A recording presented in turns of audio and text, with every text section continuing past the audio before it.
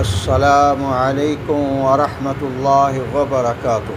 الحمد للہ وحدہ والصلاة والسلام علی من لا نبی بعد اما بعد فاعوذ باللہ من الشیطان الرجیم بسم اللہ الرحمن الرحیم ومن اظلم ممن منع مساجد اللہ ان یذکر فیہا اسمہ وسعی فی خرابها اولئک ما کان لهم ان يدخلوها الا خائفین۔ قال النبی صلی اللہ علیہ وسلم من بنا للہ مسجدا بنى اللہ له فی الجنہ او کما قال صلی اللہ علیہ وسلم۔ اللہم صلی علی محمد وعلی آل محمد کما صلیت علی ابراہیم وعلی آل ابراہیم انک حمید مجید۔ اللہم بارک علی محمد وعلی آل محمد کما بارکت علی ابراہیم وعلی آل ابراہیم انک حمید مجید۔ رب اشرح لی صدری ویسر لی امری واحلل عقدۃ من لسانی یفقہوا قولی۔ رب زدنی علما والحقنی بالصالحین۔ سبحانک لا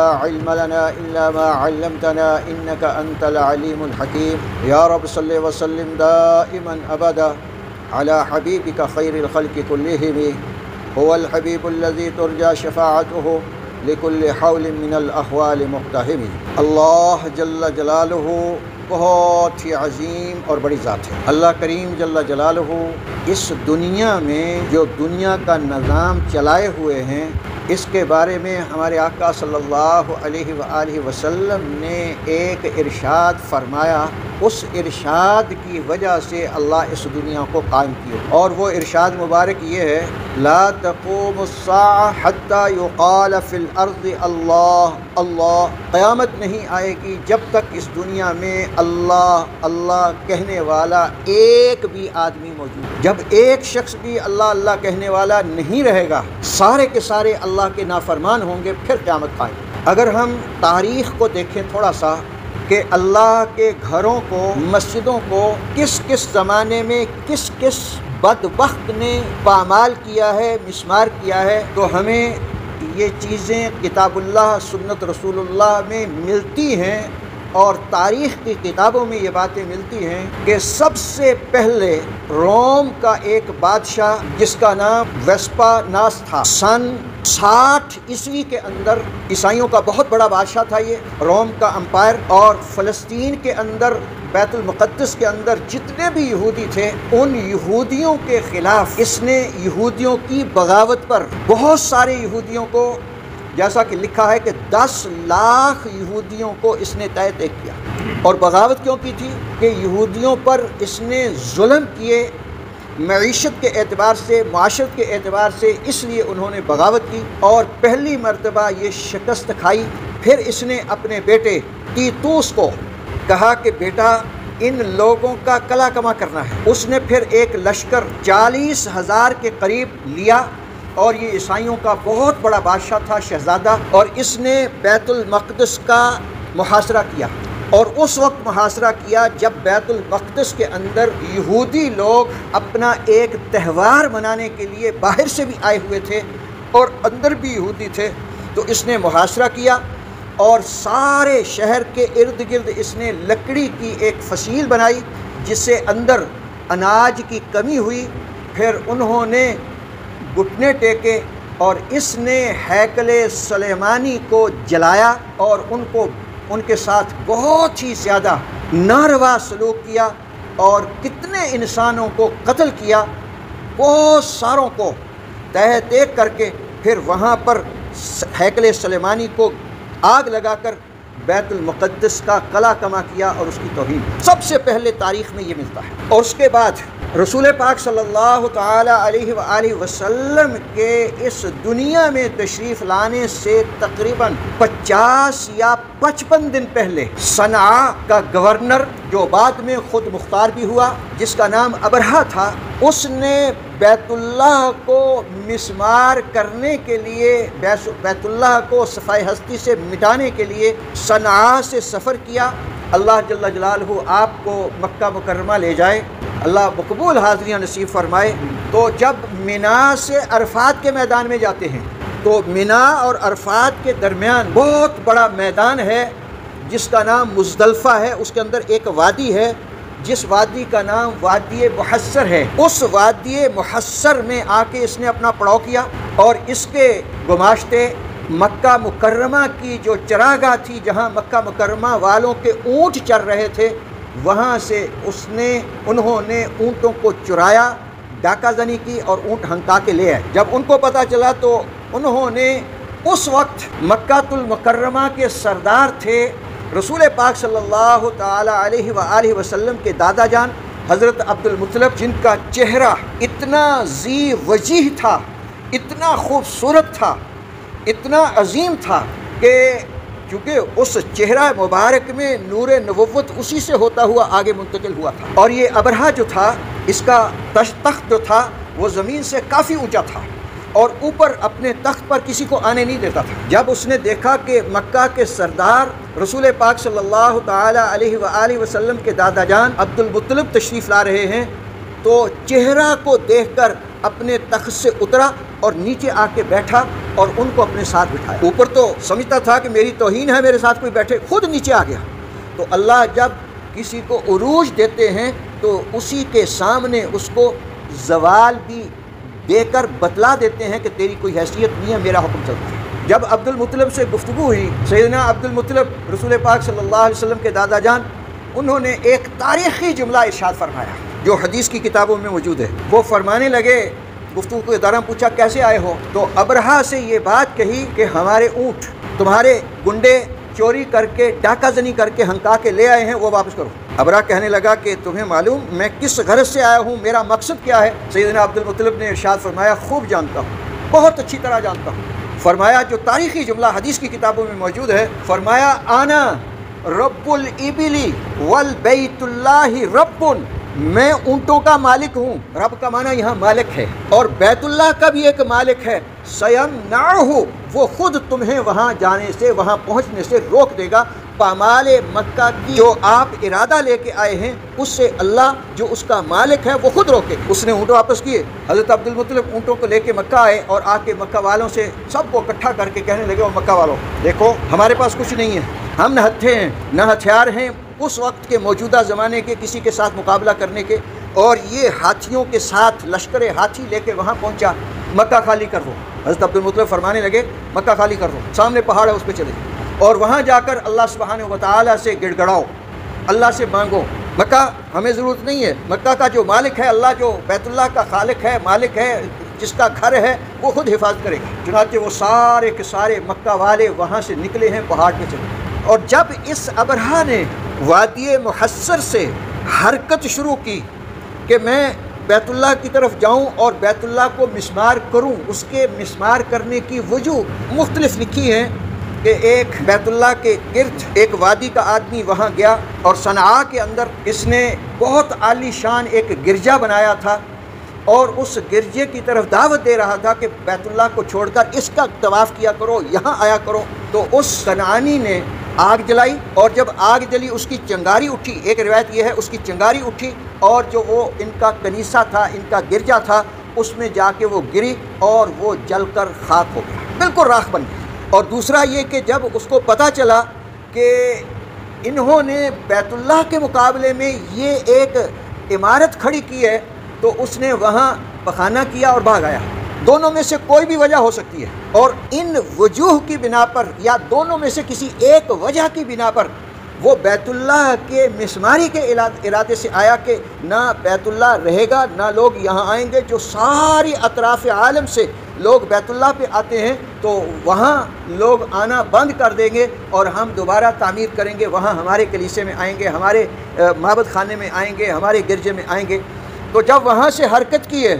تو اللہ جل جلالہ نے قرآن حکیم کے اندر مکمل ایک سورہ مبارکہ نازل فرمائی ہے۔ آخری پارے میں سورہ فیل ہے، جس میں اللہ جل جلالہ ارشاد فرماتے ہیں، الم تر کیف فعل ربک باصحاب الفیل، اے مخاطب تو نے دیکھا نہیں کہ تیرے پروردگار نے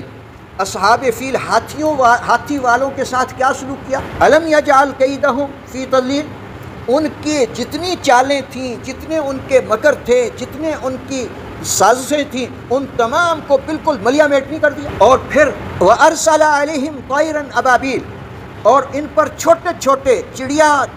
نما پرندے ابابیل جو آج بھی جب وہ بیت اللہ کے گرد طواف کرتے ہیں 7 چکر پورا کرنے کے بعد پھر رکتے ہیں، اب بھی طواف کرتے ہیں۔ تو اللہ کا گھر ہے، اللہ کے گھر کا فرشتے بھی طواف کرتے ہیں، انسان بھی، اور اللہ نے پرندوں کو بھی توفیق عطا فرمائی ہے، وہ بھی طواف کرتے ہیں۔ تو ان کے بارے میں اللہ فرما رہے ہیں وَأَرْسَلَ عَلَيْهِمْ طَيْرًا أَبَابِيلَ تَرْمِيهِمْ بِحِجَارَةٍ، جو ان پر چھوٹے چھوٹے سنگریزے، چھوٹے چھوٹے کینکر، پتھریاں وہ اوپر سے پھینکتے تھے، فَجَعَلَهُمْ كَعَصْفٍ مَأْكُولٍ، اور ان کو ایسا کر دیا جیسے مویشیوں کے کھانے کے کھلی کے اندر کھانے کے بعد جو گھس بچ جاتا ہے، جو وہ خود بھی نہیں کھاتے، اس طرح ان کی حالت کر دی۔ اور چھوٹے چھوٹے سنگریزے، حدیثوں میں آتا ہے رسول اللہ صلی اللہ علیہ وسلم نے ارشاد فرمایا کہ وہ پرندے اوپر سے ایک کینکری پھینکتے تھے، جو ہاتھی پر سوار ہوتا تھا اس کے سر سے گزر کر پورے بدن سے ہوتی ہوئی ہاتھی میں سے نکل کر زمین پر گرتی تھی، اور ایسا کر دیتی تھی جیسا مویشیوں کے کھانے کے بعد، چارہ کھانے کے بعد جو بچ جاتا ہے، مویشی بھی نہیں کھاتے اس کو، اس طرح کی ان کی حالت، اور سب کی یہی حالت۔ اور یہ ابرہا یہ خود وہاں سے پھر واپس پلٹا، اور راستے میں اس کے جسم پر، جیسے ہمارے اس معاشرے میں ہم کہتے ہیں کہ جسم پر چیچک کے دانے نکل آئے، اس طرح دانے نکلے، اور ان دانوں کی وجہ سے یہ راستے میں ہی جہنم واصل ہوا۔ اور تیسرا جو بیت اللہ سے روکنے والے تھے وہ پھر، یہ تو رسول پاک صلی اللہ علیہ وسلم سے پہلے تیتوس نامی رومی عیسائی بادشاہ، اور دوسرا ابرہا نامی جو کہ عیسائی، اور تیسرا بیت اللہ کے اندر مسجد حرام کے ساتھ مکہ مکرمہ کے باسی جنہیں مشرکین مکہ کہا جاتا ہے، وہ بیت اللہ میں آنے سے مسلمانوں کو روکتے۔ چوتھے نمبر پر یہود جو آج تک بیت المقدس کے تقدس کو پامال کر رہے ہیں، آج تک یہودی بیت المقدس کے تقدس کو پامال کر رہے ہیں، اور کبھی وہاں گھوڑے باندھتے ہیں، کبھی وہاں اپنے جوتیوں سمیت مسجد اقصی کے اندر داخل ہو جاتے ہیں۔ تو ان سب کے بارے میں اللہ قرآن میں ارشاد فرما رہے ہیں وَمَنْ أَظْلَمُ، اس سے بڑا ظالم کوئی ہو سکتا ہے، مَنْ مَنَعَ مَسَاجِدَ اللَّهِ، جو اللہ کی مسجدوں میں آنے سے روکتا ہو، ان یذکر فیہا اسمہ، کہ ان مسجدوں کے اندر اللہ کا ذکر کیا جائے، اللہ کا نام بلند کیا جائے، وسعی فی خرابہا، اور مسجدوں کے مسمار کرنے، مسجدوں کے تقدس کو پامال کرنے، یا مسجدوں کے نمازیوں کو روکنے، مسجد کے نمازیوں کو ہراساں کرنے، یا مسجد کی کھلی طور پر گرانے کے بارے میں، یہ ساری باتیں اللہ نے قرآن کی ایک آیت میں ارشاد فرما دی ہیں وَمَنْ أَظْلَمُ مِمَّنْ مَنَعَ مَسَاجِدَ اللَّهِ أَنْ يُذْكَرَ فِيهَا اسْمُهُ وَسَعَى فِي خَرَابِهَا أُولَٰئِكَ مَا كَانَ لَهُمْ أَن يَدْخُلُوهَا إِلَّا خَائِفِينَ، ان کو تو مسجد میں ڈرتے ہوئے آنا چاہیے تھا، اور وہ دندناتے آتے ہیں۔ اور مسجد کی بربادی کی جتنی قسمیں ہیں ساری حرام ہیں، مسجد کی تباہ کاری کی، بربادی کی، مسجد کو صفائے ہستی سے مٹانے کی جتنی قسمیں ہیں ساری حرام ہیں، اور ان میں 3 بداہتاً صراحتاً ہمیں نظر آتی ہیں۔ ایک یہ کہ ہے کھلے طور پر مسجد کو صفائے ہستی سے مٹا دیا جائے، جیسے کوئی ایک زمانہ تھا علامہ اقبال رحمۃ اللہ علیہ کے دور میں، لاہور کے اندر مسجد بنی تھی راتوں رات، اور اس وقت کہنے والے نے یہ کہا تھا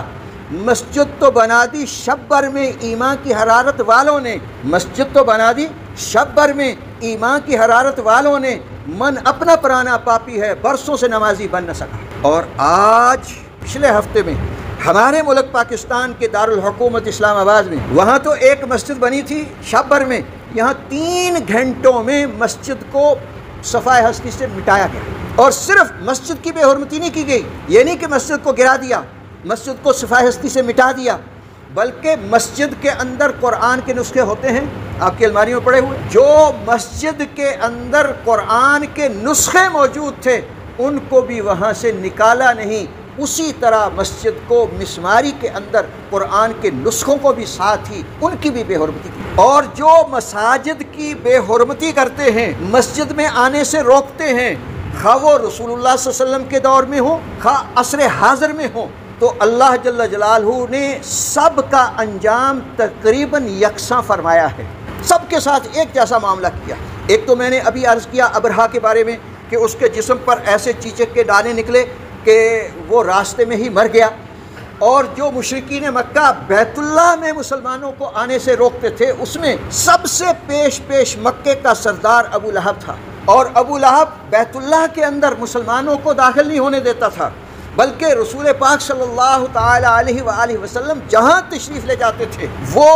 آپ صلی اللہ علیہ وسلم کے پیچھے پیچھے چلتا تھا، اور یہ کہتا تھا کہ او لوگو،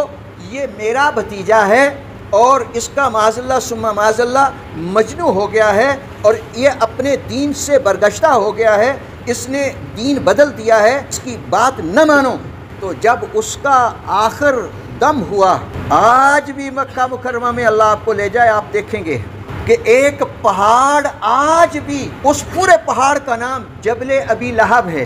غالباً سن 2005 کی بات ہے یا 6 کی، دونوں میں سے کسی ایک سن میں، مجھے سن یاد نہیں رہا۔ میں وہاں مکہ مکرمہ میں میرے بہت ہی عظیم محسن حضرت مولانا اسعد محمود صاحب دامت برکاتہم العالیہ، وہ مجھے بیت اللہ سے اپنے گھر لے جانے کے لیے گاڑی لائے۔ میں نیچے اترا تو گاڑی پہ بیٹھے، سرنگ میں سے داخل ہو کے جب سرنگ سے باہر گاڑی نکلی تو مجھے انہوں نے کہا شیخ انظر الی یمین کہا یا یسار کہا، کہ اپنے دائیں طرف دیکھو یا بائیں طرف، دونوں جملوں میں سے ایک جملہ بولا انہوں نے۔ میں نے کہا کہ ما ھذا، یہ کیا ہے؟ فرمانے لگے ھذا جبل ابی لہب، اس پہاڑ کا نام جبل ابی لہب ہے۔ کہا ابی لہب؟ مجھے اس سے پہلے نہیں پتا تھا، سچی بات ہے۔ ہم نے کب مکہ مکرمہ جاتے ہیں صرف بیت اللہ تک محدود رہتے ہیں، مسجد حرام تک محدود رہتے ہیں، یا جہاں ہماری بلڈنگ ہوتی ہے وہاں سے بیت اللہ آتے ہیں، بیت اللہ سے بلڈنگ، اور اس کے بعد مدینہ طیبہ، اور مدینہ طیبہ میں بھی ہمیں ارد گرد کا کیا معلوم۔ تو انہوں نے مجھے وہ پہاڑ دکھایا اور مجھے فرمایا کہ یہ وہ پہاڑ ہے، اس پہاڑ پر فلولا کا اشارہ کر کے، وہاں پر ابو لہب جب مرا ہے اس کے جسم میں چھوٹے چھوٹے دانے تھے، اور ان دانوں سے پیپ نکلتی تھی، خون نکلتا تھا، تعفن نکلتا تھا، اور کوئی بھی حتیٰ کہ اس کے بیٹے، حقیقی بیٹے بھی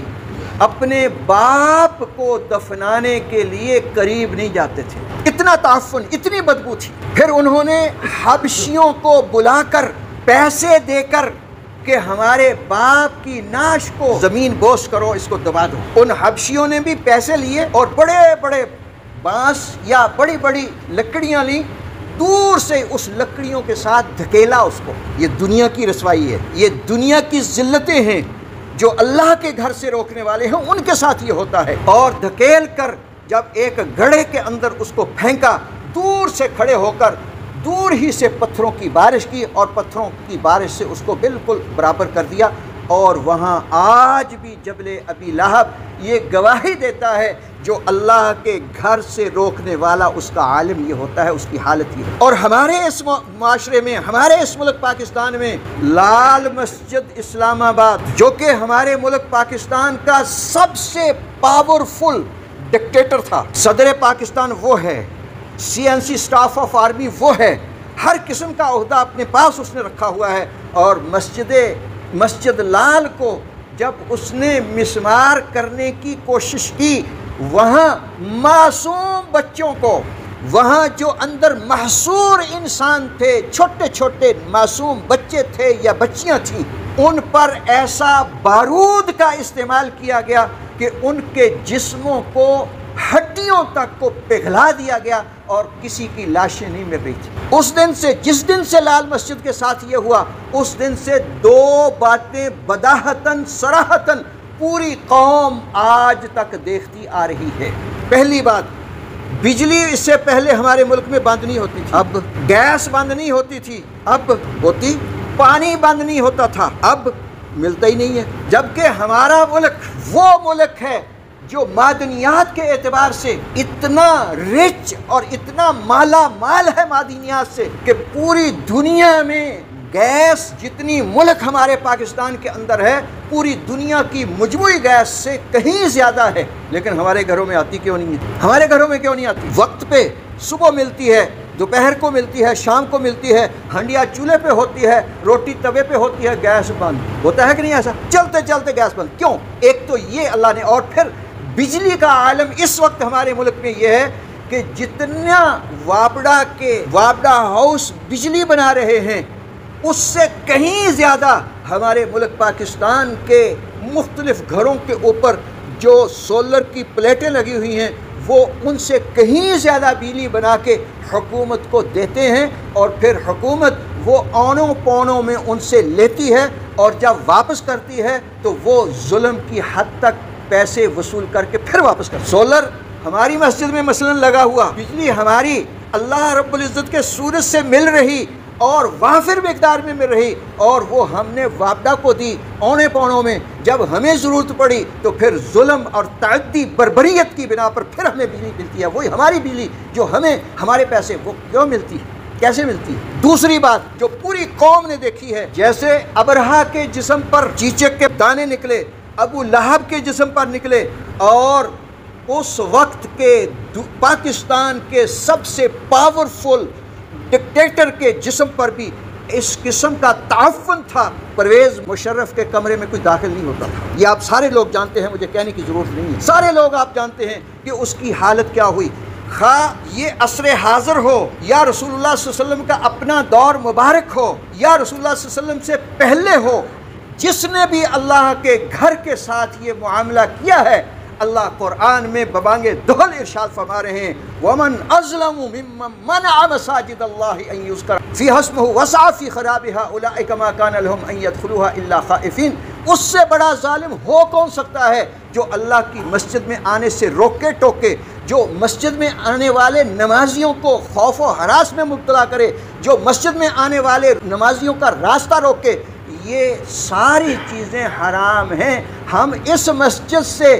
کوئی عیسائی آتا ہے، ہم اس مسجد سے عیسائی کو روک نہیں سکتے۔ ہندو آتا ہے، ہم اپنی اس مسجد سے ہندو کو اس مسجد میں آنے سے روک نہیں سکتے، سوائے مرزائیوں کے، کیونکہ مرزائیوں کا معاملہ ہندوؤں سے، سکھوں سے، بدھوں سے، یہودیوں سے، عیسائیوں سے، پورے عالم کے جتنے مذاہب ہیں ان تمام سے جدا ہے، کیونکہ عیسائی اپنے آپ کو کہتا ہے میں عیسائی ہوں، یہودی کہتا ہے میں یہودی ہوں،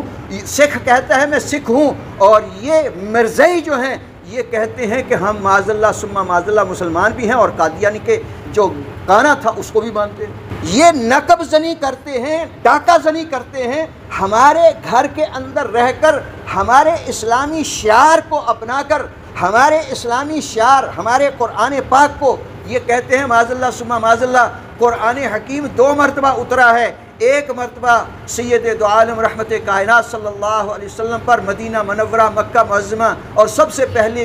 وہی غار حرا میں، اور سب سے آخری وہی واتقوا یوما ترجعون فیہ الی اللہ ثم توفی کل نفس ما کسبت وہم لا یظلمون، سورہ بقرہ کی آیت مبارکہ۔ یہ کہتے ہیں وہ اس وقت، اس کے بعد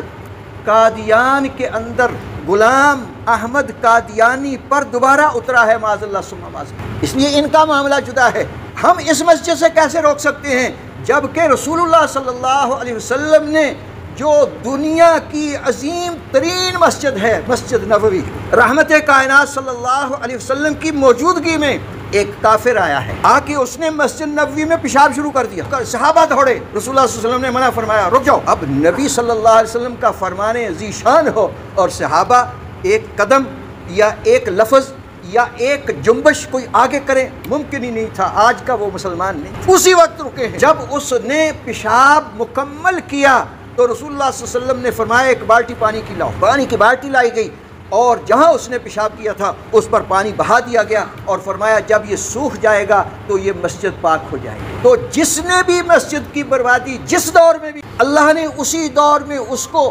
ایک ہی راستے سے، ایک ہی ضلالت کا، گمراہی کا،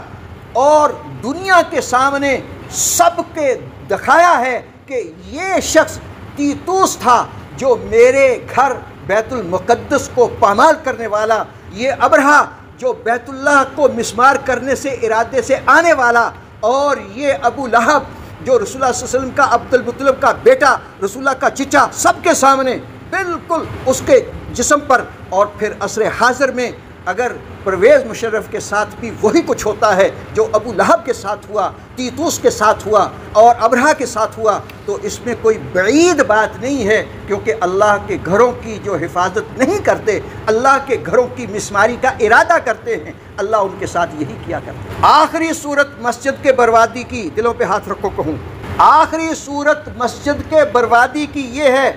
کہ مسجد کے اندر مسجد کے نمازیوں کا نہ آنا ہے۔ کیا یہ پینسرا اس کے اندر اتنے لوگ ہیں جتنے مسجد میں بیٹھے ہیں؟ بلکہ یہاں صرف پینسرے کے نہیں ہیں، سریالے کے ہیں، جگت پور کے ہیں، ارد گرد کے باہر کے چکوک سے آئے ہوئے، اور پینسرے کے تو چند افراد ہیں۔ کہیں گے دوسری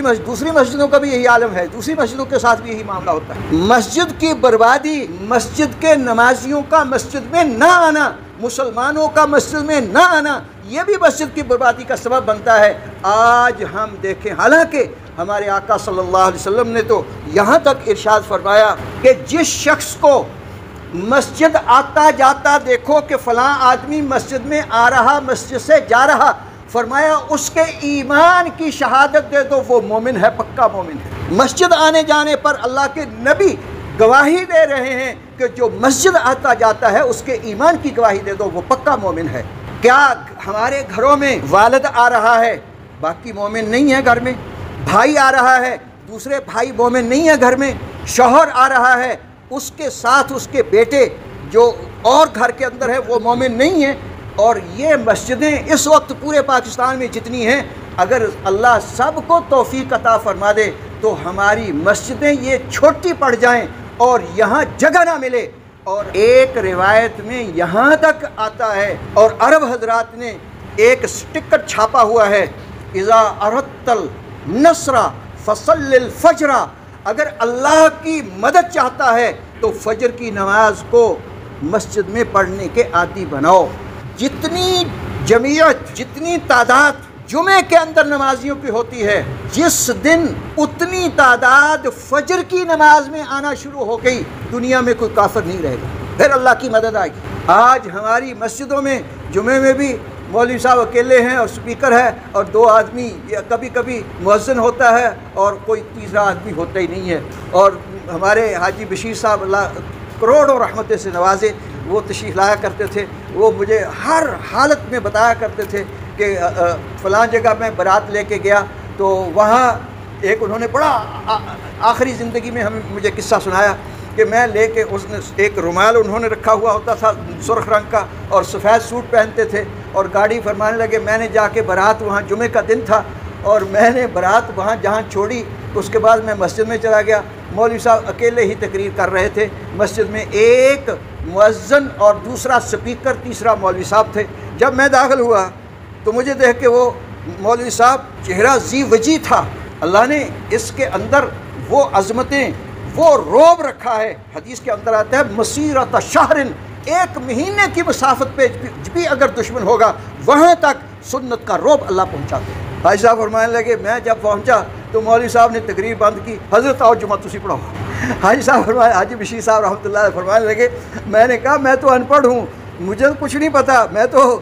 جو بھی بات ہوتی ہے اپنے میرا نام لیا کہ ان سے پوچھ کے بتایا کہ تو ان کا نا اتنی انکساری ٹھیک نہیں ہوتی، بس جمعہ تسی پڑھو نا۔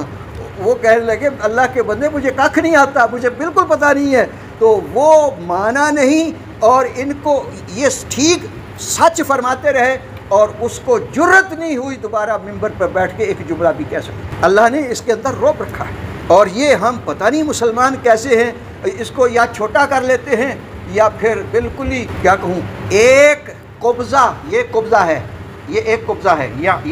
یہ کاٹی جا سکتی ہے، قبضہ یہاں سے نہیں ہوتا۔ بعض کہتا ہے دیکھو یہ تو قبضہ ہو گیا، نہیں، قبضہ یہاں سے ہوتا ہے، یہاں سے آرام سے ایک قبضہ، اور یہ کاٹی جا سکتی ہے۔ اور رسول اللہ صلی اللہ علیہ وسلم کی اتنی ہی تھی، اور سیدنا عمر رضی اللہ عنہ کی بڑھتی تھی، وہ پھر نیچے سے کاٹ دیتے تھے۔ اور اس سے کم داڑھی کٹوانا